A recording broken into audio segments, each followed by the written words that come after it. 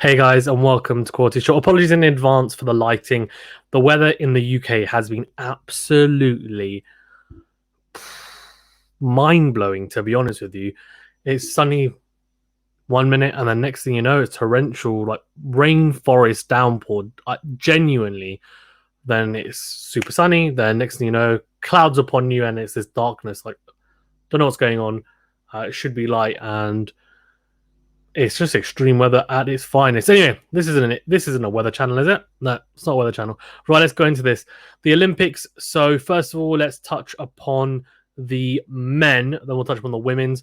Obviously, a bit of a weird kind of way they're doing it in the sense that the men's third rounds are going on at the same time as the women's quarterfinals. So now we have the men's quarterfinals set up and lined up for tomorrow, and the women's semi-finals have been lined up. So really exciting. And to be honest, it's been great, as in so open. So, as you can see, Novak Djokovic, the number one player in the world currently, and also one of the GOATs, beating Davidovich Fokina 6-3, 6-1.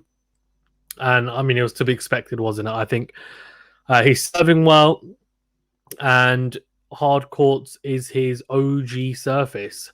It's the original surface that he had so much success on at the start of his career and into the middle parts. And yes, you know, he's now become so accomplished on the grass and the clay, but I think I would still argue that hard courts is his best surface. Just that the rest of the pack have, you know, are better on hard court overall, so the gap doesn't seem as big basically between him and the rest. But in terms of ability, I think he's the best on the hard courts. But yeah, Davidovich Fokina just not quite good enough, and that's not a surprise, really, is it? To be honest with you, because his game doesn't really have huge weapons to trouble someone like Novak. So comfortable win for him. Zverev coming through Basilashvili, good win for him. Tight little matchup there, 6-4, 7-6. And Zverev is one of the guys who people are looking to potentially trouble Djokovic in this best of three format. I agree to a degree, and that rhymes, but yeah, it's a hard one, right? Because obviously he's beaten Novak in the ATP Tour finals, but that's a few years back now. He's had some wins over him in best of threes as well, but Novak is still Novak, and it's just going to be very, very tough. But let's see how it goes. Let's see how he fares as well in the rest of the tournament, because they're not facing each other yet, but he's one of the threats. Jeremy Chardy continued his fantastic form. And unfortunately, Liam Brody, who obviously beat Hubert Hurkacz, which was fantastic. What a win, by the way, for him. Unfortunately, he fell in 3 sets to Jeremy Chardy, losing 7-6, 4-6, 6-1. And a left-hander from the UK, from that's right, from the UK. Yeah, from the UK. Oh, it's been a long day. Liam Brody from the UK, unfortunately not capitalizing on, to be honest, which was an incredible win over Hubert Hurkacz, someone who had found some incredible form making the semis of Wimbledon. Yes, it's a different surface, but he's a very talented player, and for Brody to get through him shows a lot of grit and determination, also ability. So I think he'll be slightly disappointed not to win that, considering the first set was a tiebreak and then he won the second 6-4. You know, he wins that tiebreak. You never know, right? Probably wins that. So it's, yeah, tight margin. Then obviously that third set just fell away a little bit, unfortunately. Hugo Humbert with an impressive win. The young French player beating Stefanos Tsitsipas. And Stefanos Tsitsipas is, I think, on and off form. Wow, that's rumbling thunder. On and off form continues. 2-6, 7-6, 6-2. Hugo Humbert takes down Stefanos Tsitsipas in fashion. In fashion, to be honest with you. The left-hander just gets the job done, and it's a French double, isn't it? Jeremy Chardy and Hugo Humbert both through. Nishikori carried on his fantastic form, winning 7-6 and then bageling Ivashka 6-love in the second set. He's like, the first set was tight, so 9-7 in that tiebreaker, and then he probably thought, I'm at home, I'm the big dog. You know what? That was tight, but I let you have that. Now I'm going to beg it, yeah. And that's exactly what he did, and he completely destroyed him in the second set. So Very, very, I think, disappointing for Ivashka, but very, very impressive from Kay. Kachanov versus Schwartzman is a good matchup, but Kachanov just having too much. And I think, again, like the momentum from Wimbledon cannot be underestimated. Winning 6-1, 2-6, 6-1, the big Russian. And I tell you what, he could be a threat, you know. He's got a very solid game. He's serving bigger, like, you know, Gil Gross rightfully pointed out that he wasn't serving particularly well before Wimbledon, but then rediscovered it again in terms of his, not necessarily the accuracy, but how big it was. It just wasn't particularly big at all. And he's someone who can serve pretty big. So again, managing to do that, which is impressive. Daniil Medvedev. So again, a Russian double here, beating Fognini 6-2, 3-6, 6-2. Impressive performance. There was a little bit of controversy because he said, you know, the umpire asked Medvedev, "Are you okay?" And he said, "I could die in this. Is the ITF going to, you know, basically pay for me or, you know, whatever, pay for my funeral or something along those lines?" And he basically wasn't happy because of the heat. And I know himself and also Novak Djokovic have said that maybe the game should be later on the day, and I think that's fair enough. Like, if it is that hot, then why not push them back? I don't see the problem with it, and it's probably better for me, to be honest with you, covering them, if I'm being honest with you.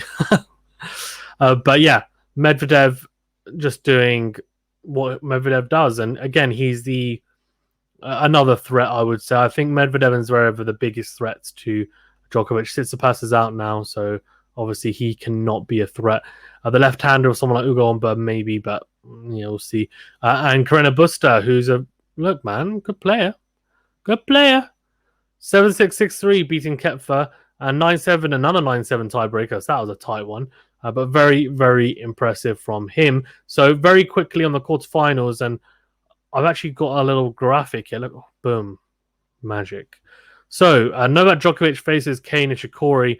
That should be a pretty simple matchup for Djokovic. I think he's got a record of something like 12-2. Sorry, it's getting darker and darker because it's just absolutely caning. Like, it's just, oh man, the rain is just coming down hard.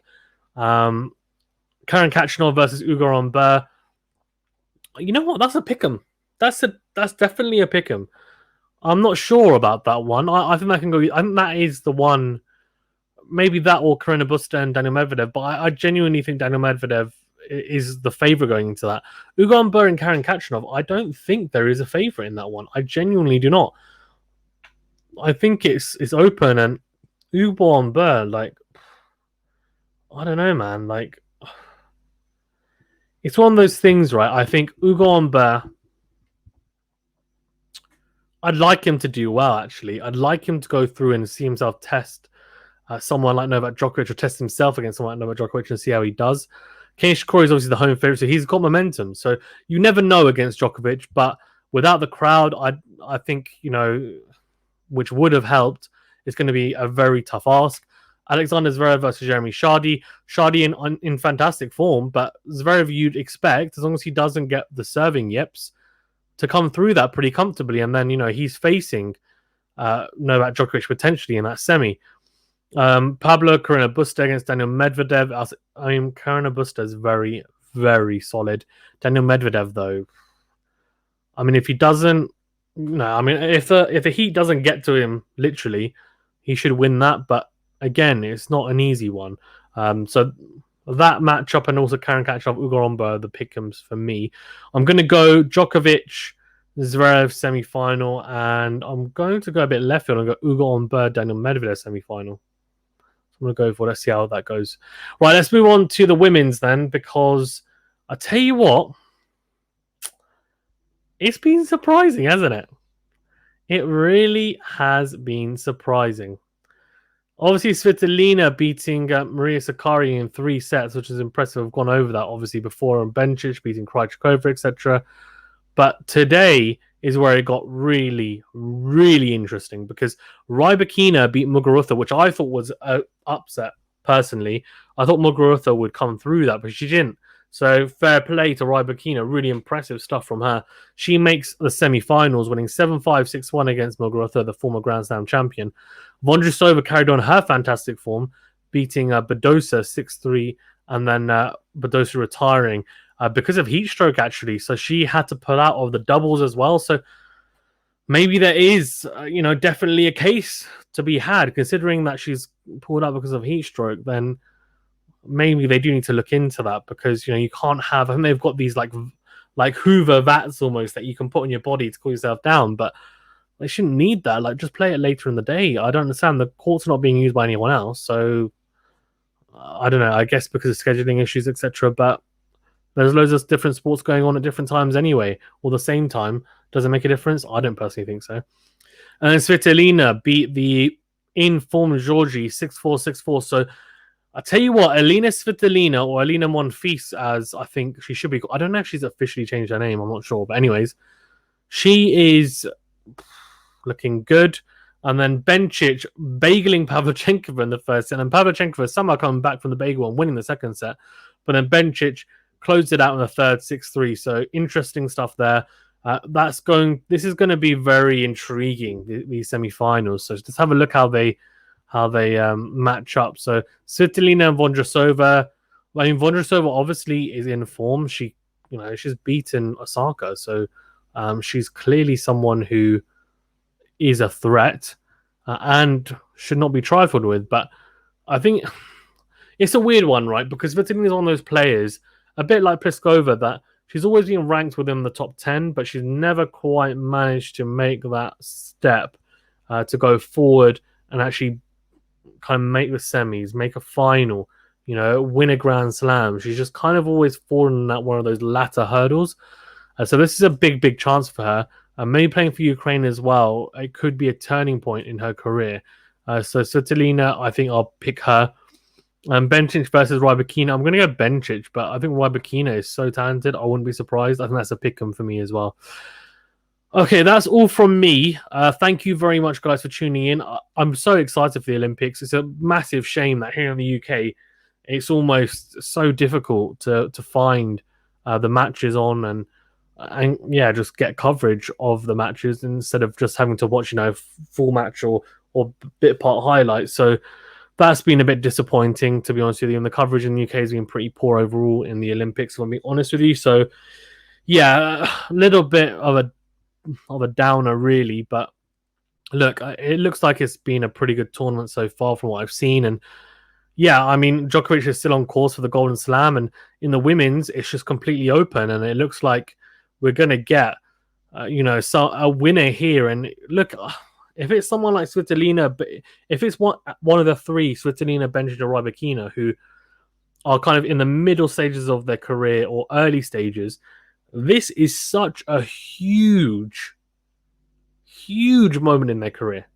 And it could propel them into greater things. So, in saying that, of course, there have been some previous Olympic winners in the women's where they haven't really done too much after. But I think the tennis at the Olympics has become more and more competitive and serious as the years have gone by. And that's why we've started seeing people like Nadal win it or Murray win it. And now Djokovic is looking to win his gold. Federer obviously won gold in the doubles. So, yeah, interesting. Also, the best thing as well is that there's a lot of players playing doubles. So, Stojanovic is playing doubles with Djokovic, which is cool. Tsitsipas is playing doubles with Sakari. So, that's really cool. I'm enjoying that. Unfortunately, Andy Murray and Joel Salisbury fell. Unfortunately, so their run and potentially looking to win a medal that I think Murray was with Joe Salisbury, considering he dropped out of singles. Yeah, that's sad. And obviously Liam Brody went out as well. So no one from the UK contingent, from what I know, in the men's doubles, I think in any of the competitions, actually, because also Jamie Murray and his partner fell as well in the, I want to say, first or second round. So, yeah, a bit disappointing for the Brits, but it doesn't matter. We've had a very, very good Olympic tennis schedule tournament so far. So, looking forward to the semis and also the final. Thank you very much, guys. Stay safe, stay well. Please remember to smash the like button and subscribe to the channel if you haven't already. Thank you very much, and I'll see you on the next video.